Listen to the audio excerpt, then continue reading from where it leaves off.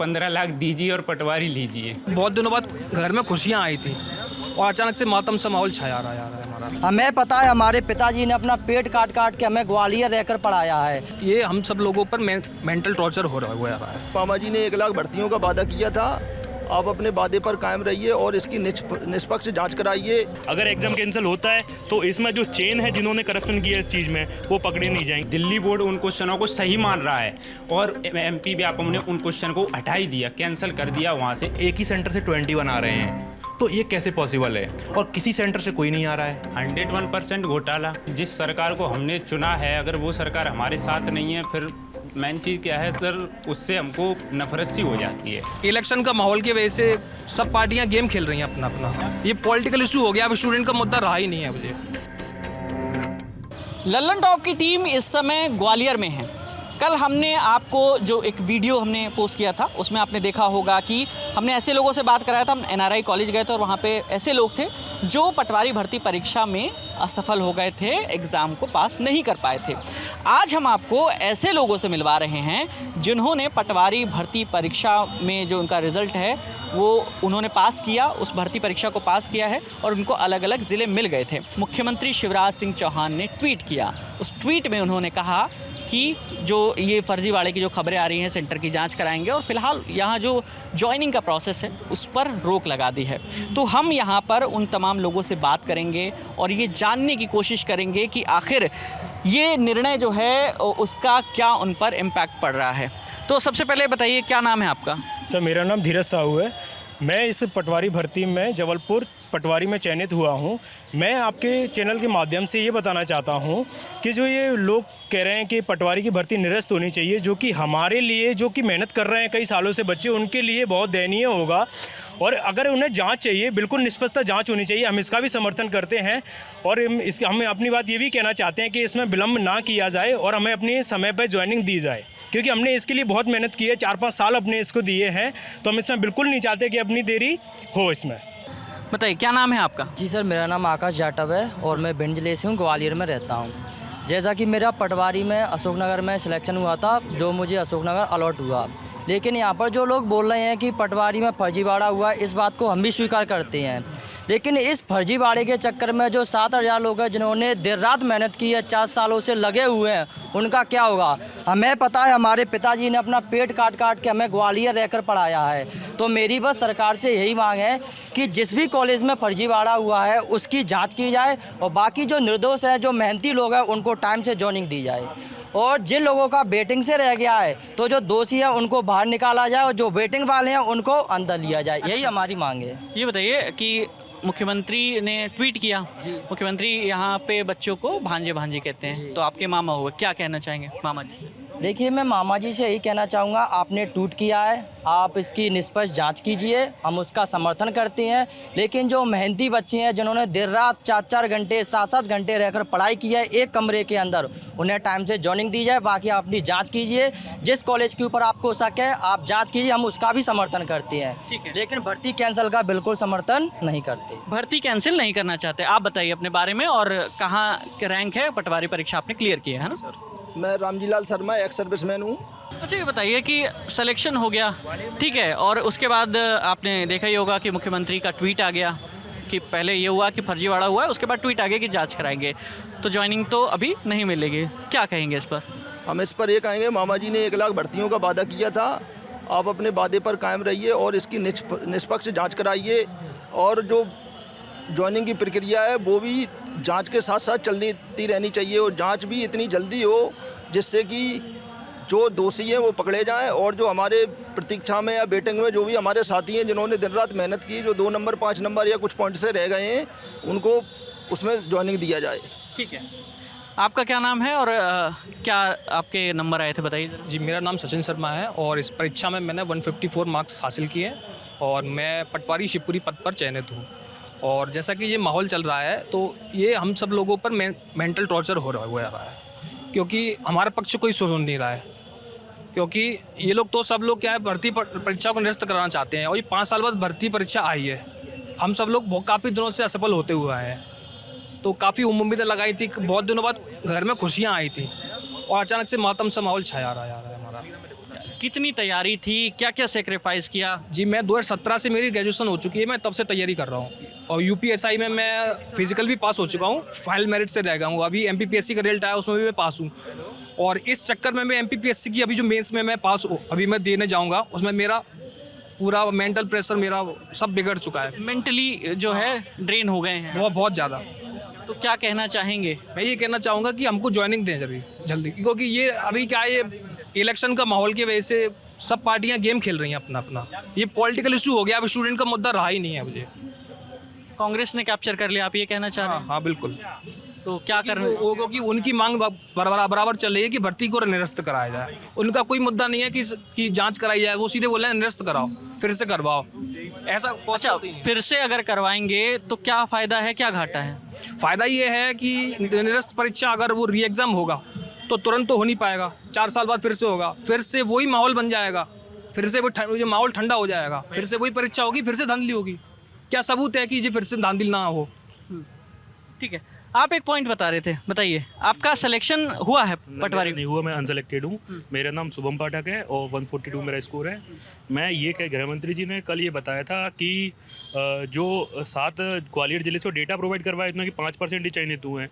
मैं उनको बताना चाहता हूँ कि ग्वालियर जो सेंटर है NRI, उसमें केवल ग्वालियर के बच्चे ही नहीं गए, जबकि ग्वालियर चंबल संभाग में जो भी दतिया, शिवपुरी, सीहोपुर, वहाँ सबका सेंटर उसमें जाता है।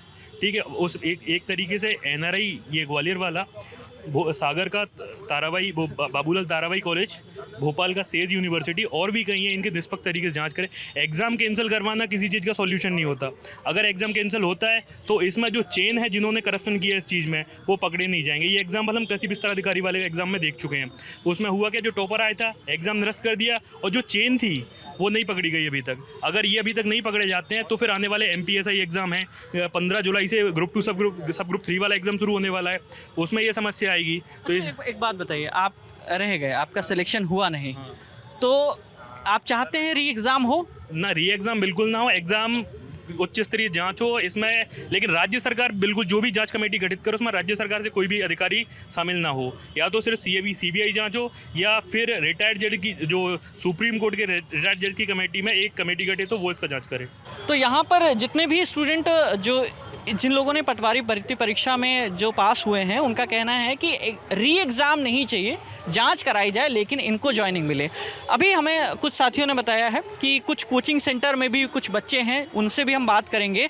अब चलते हैं वहाँ पर और उनसे बात करके ये समझेंगे कि आखिर जो लोग सेलेक्ट हुए हैं उनका दर्द क्या है। तो चलिए वहाँ चलते हैं। अब आपका क्या नाम है? मेरा नाम दीपक धाकड़। दीपक जी, आपने पटवारी एग्ज़ाम क्रैक किया था? जी, मैंने पटवारी एग्ज़ाम क्रैक किया था। कितने नंबर आए थे और सेंटर कहाँ था, थोड़ा बताइए खुल? मेरा सेंटर जो है मिलेनियम कॉलेज भोपाल, और मेरे नंबर थे 145 पॉइंट कुछ। तो मुझे ना धार जिला मिला है बस। अच्छा, क्या पोस्ट मिला है? पटवारी। अच्छा, पटवारी हो गया आपका। अभी क्या तैयारी चल रही है? अभी SSC की तैयारी कर रहा हूँ मैं। मोस्टली क्या है, मैं पटवारी की तैयारी नहीं कर रहा हूँ। मैंने एग्ज़ाम दिया था क्योंकि इसमें होम स्टेट मिल जाता है। पहली बात, SSC में रहता है कि आपको स्टेट से बाहर जाना पड़ता है, और इसमें होम स्टेट मिल जाता है, इसलिए मैंने। और अभी जो कल मुख्यमंत्री ने जो है शिवराज सिंह चौहान ने ट्वीट किया कि भाई अभी होल्ड कर देते हैं भर्ती, कुछ इम्पैक्ट होगा आप पर? जी बिल्कुल होगा, इम्पैक्ट तो बहुत होगा। लेकिन क्या है, मेरे हिसाब से जो है ना, जांच हो लेकिन उन बच्चों की हो जिन पे आपको मतलब लग रहा है कि ये यहाँ इस कॉलेज में कुछ घपला हुआ है। जिन बच्चों के सिलेक्शन हुए हैं, सिलेक्शन लेने वाले बच्चे ज़्यादा हैं कंपैरिजन उनके जो घपले मतलब 1000 के करीब बताए जा रहे हैं। मुझे को नहीं पता एक्चुअली कितने हैं, ठीक है। जितने भी हैं उनकी जांच होनी चाहिए निष्पक्षता के साथ, और जिनके सिलेक्शन हुए हैं उनका कैंसिल करना तो कोई सॉल्यूशन नहीं लगता मुझे। अच्छा, तो आपका कहना है कि जो टॉपर्स हैं, जिन पे आरोप लग रहे हैं, उन संस्थानों की जांच की जाए और बाकी जो है जो है उनको ज्वाइनिंग दी जाए, उनका होल्ड कर दिया जाए। बिल्कुल बिल्कुल, मैं यही कहना चाह रहा हूँ। चलिए जी, बताइए क्या नाम है आपका? मेरा नाम बीकम राठौर है। अच्छा राठौर साहब, ये बताइए कि अभी तो आपने पटवारी एग्ज़ाम पास किया, थोड़ा बताइए अपने बारे में, कौन सी रैंक आई, क्या पोस्ट मिला, कहाँ? मुझे सहायक संपरीक्षक पोस्ट मिली है, उसमें मेरिट 7 है मेरी, और मैं इसकी तैयारी भी की है मैंने। तो मतलब मैं तैयारी करता हूँ SSC की, लेकिन मेरा जो फर्स्ट प्रेफरेंस है वो होम स्टेट है, मैं घर से बाहर नहीं जाना चाहता। तो इसमें मेरा सिलेक्शन हुआ है, तो इसमें बहुत कुछ था।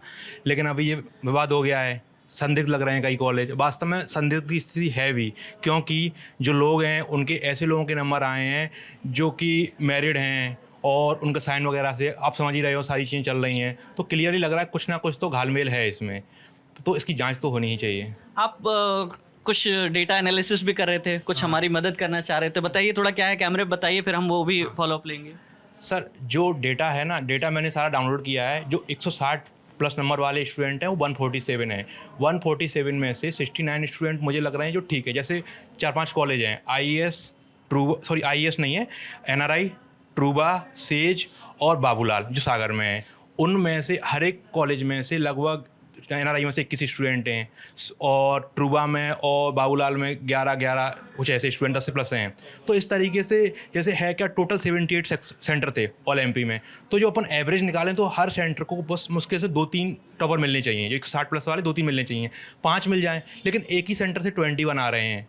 तो ये कैसे पॉसिबल है? और किसी सेंटर से कोई नहीं आ रहा है, तो ये तो बहुत दिक्कत है। जैसे जो लिस्ट है उसमें मुश्किल से 20-22 कॉलेज ही हैं, उनके स्टूडेंट हैं, और बाकी कॉलेजों से 1-2 स्टूडेंट हैं। मात्र 4-5 कॉलेज ही हैं, जैसे जो मैं नाम बताया, उनके अलावा एक IES भी है, उसके भी 5 हैं। तो जो कुछ कॉलेज हैं वो बहुत सारे टॉपर्स लेके बैठे हैं, ये तो पॉसिबल है नहीं। कुछ ना कुछ तो गड़बड़ हुई है, इसकी जाँच होनी चाहिए। ये जो टॉपर्स मीडिया के सामने नहीं आ रहे हैं, क्या लगता है क्यों नहीं आ रहे? ये टॉपर्स हैं, मुझे तो लगता है कि कुछ ना कुछ इन्होंने गड़बड़ की है। जिस तरीके से जो रैकेट चल रहा है, जैसे पहले और भी, सिर्फ इस एग्ज़ाम की बात नहीं है, इससे पहले एग्ज़ाम है उनमें भी हुआ है, लेकिन इस एग्ज़ाम पे तो बहुत ज़्यादा हो गया। इस चक्कर में सब लोग सामने आए हैं। इससे पहले MP कांस्टेबल का एग्ज़ाम हुआ था, 2022 में कंप्लीट हुआ है। उसमें भी बहुत सारे स्टूडेंट थे जो कि ऐसे ही सिलेक्ट हुए हैं। अब मैं किसी का नाम तो ले नहीं सकता, लेकिन जो उनका एजुकेशन स्टैंडर्ड उसको आप देख के आप समझ जाओगे कि ये कैसे भी एग्जाम क्वालिफाई करने लायक नहीं है। हो सकता है कोई हिंदी के अक्षरों को भी सही से नहीं पढ़ पाए। तो चलिए हम कोशिश करेगा, लल्लन टॉप ये कोशिश करेगा कि वो जो टॉपर्स हैं, टॉप 10 हैं, उनके घर जाएं, उनसे बात करने की कोशिश करें। कल हमने आपको उन लोगों से मिलवाया था जो कुछ नंबर से रह गए थे, और आज हमने अभी जो बात करवाई है इनमें वो लोग शामिल हैं जिन्होंने ये एग्ज़ाम क्रैक किया है। आज हमारे साथ एक और हैं साथी, क्या नाम है भाई आपका? जितेंद्र कुमार ओझा। जितेंद्र जी, ये बताइए पटवारी परीक्षा में क्रैक कर पाए इस बार? मैं 0.6 से रह गया। 0.6? उसमें क्या हुआ था कि 2 क्वेश्चन मैंने जब चेक किए थे, तो DSSS एग्ज़ाम होता है जो दिल्ली बोर्ड कराता है, दिल्ली कराता है। तो उसमें वो दोनों क्वेश्चन राइट थे। जो मैंने आंसर लगाया वही उन्होंने लगाया था, ऑथेंटिक है, मेरे पास उसका सबूत भी है। आप ये बात बताइए, जो दिल्ली बोर्ड उन क्वेश्चनों को सही मान रहा है और MP भी आप हमने उन क्वेश्चन को हटा ही दिया, कैंसिल कर दिया वहाँ से। इस चक्कर में क्या हुआ कि मेरे मार्क्स कम हो गए, प्रोपोर्शनल और फिर नॉर्मलाइज हो गए। जो मेरे मार्क्स हुए थे 143.69 हुए थे। तो रीज़न क्या लग रहा है पीछे कि वहाँ पे सही था दिल्ली बोर्ड में और यहाँ जो मध्य प्रदेश में गलत बता दिया? 101% घोटाला। क्योंकि अगर ऐसा नहीं होता ना, तो अगर मेरा सिलेक्शन हो जाता यहाँ पे, तो जिन लोगों से पैसे लिए हैं वो कैसे आते अंदर? होता ऐसा ही होता ना क्लियर। तो इस चक्कर में उन्होंने किया है। अगर और ये भी तो होता है कि उसकी दोबारा आंसर की आती है, उसमें चेक किया जाता है कि क्या आंसर है क्या नहीं है। उन्होंने तो अपनी मर्जी से ही सब कुछ कर दिया। दोस्त एक बात बताओ कि आप तैयारी कर रहे हो, कितने साल से कर रहे हो?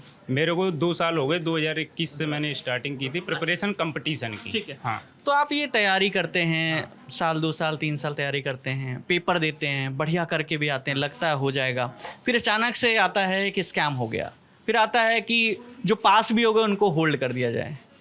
क्या लगता है, मतलब इतनी मेहनत करी, वही के दर्द ही होता है और क्या है। और ये लगता है कि जिस सरकार को हमने चुना है, अगर वो सरकार हमारे साथ नहीं है, फिर मेन चीज़ क्या है सर, उससे हमको नफरत सी हो जाती है। और यही है कि अब दर्द किसको सुनाए अपना। और मामा जी भी कुछ एक्शन ले ही नहीं रहे, वो भी आते हैं कभी ट्वीट कर जाते हैं, और अपने जो मिश्रा जी हैं वो कुछ और कहते हैं और मामा जी कुछ और कहते हैं। नरोत्तम मिश्रा की बात करते हैं। तो उनका समझ ही। और एक जो अभी मैंने कटिंग पढ़ी थी न्यूज़ में, तो जो ESB के जो चेयरमैन थे मलय श्रीवास्तव, वो बोल रहे थे कि अगर हमारे पास कोई ज्ञापन आएगा तो हम जांच कराएंगे। और जो एग्ज़ाम कंट्रोलर थी उसने 1 सेकंड में बोल दिया कि जांच करा ली।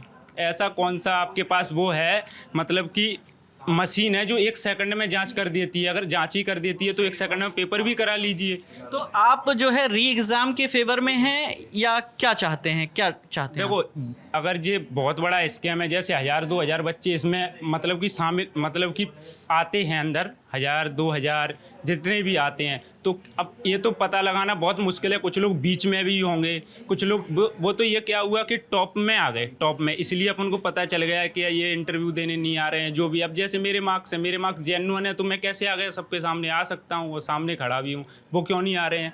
तो मेन चीज़ क्या है, री एग्ज़ाम इसलिए होना भी चाहिए, क्योंकि कई लोग ऐसे हैं, अगर नहीं पकड़ा जाता है तो री एग्ज़ाम होना चाहिए। जो 1000-2000 हैं बीच में, मतलब कि वो कैसे पकड़े जाएंगे? तो एक चीज़ बताइए, ग्वालियर की सड़कों पे घूम रहे थे, बहुत से लोगों से हमने बातें की, यहाँ कुछ वो 10-15 लाख वाला क्या चल रहा है गेम, वो थोड़ा बताइए। 10-15 लाख वाला यही चल रहा है कि किसी से भी बात करो तो वो यही बोलता है कि 15 लाख दीजिए और पटवारी लीजिए। अच्छा, आपके पास कोई ऑफर आया क्या ऐसा? मेरे पास ऑफर क्या, मगर मैंने सुनने में बहुत आया है, क्योंकि मैं भी इसी डिस्ट्रिक्ट से हूँ, भिंड से ही, तो सुनने में आता रहता है। मगर मैं पहले विश्वास नहीं करता था। जब ये चीज़ें सामने आई, मैं 0.6 से रहा, तो मेरे को कहीं ना, मैं जब 0.6 से रहा, मेरे को बिल्कुल दुख नहीं हुआ। थोड़ा दुख होता है सबको, मगर सबसे ज़्यादा दुख जब हुआ कि जब ये पता कि ये तो स्कैम है, तब फिर लगा कि मैं 0.6 से रहा नहीं, मतलब कि उनकी तरफ से रहा गया हूँ। अच्छा, हाँ, क्या करेंगे अब क्या करेंगे? अब तो पढ़ाई में तो ये लगता है कि अब क्या करें क्या नहीं करें। अब मामा जी से बस यही है कि इसका न्याय हो, और अगर सीबीआई जांच हो करवाते हैं तो सीबीआई जांच करवाइए, और बहुत लोग अगर इस एग्ज़ाम में मिलते हैं फर्जीवाड़े में, तो एग्ज़ाम फिर से करवा लीजिए, री एग्ज़ाम। बहुत छात्र बोल भी रहे हैं, और क्या बोल सकते हैं। चलिए, तो ये पूरी बातचीत जो हमने की, इसमें 3 लोग ऐसे थे जो इस बार सेलेक्ट हुए हैं, एक ऐसे साथी थे जो कुछ नंबर से रह गए हैं।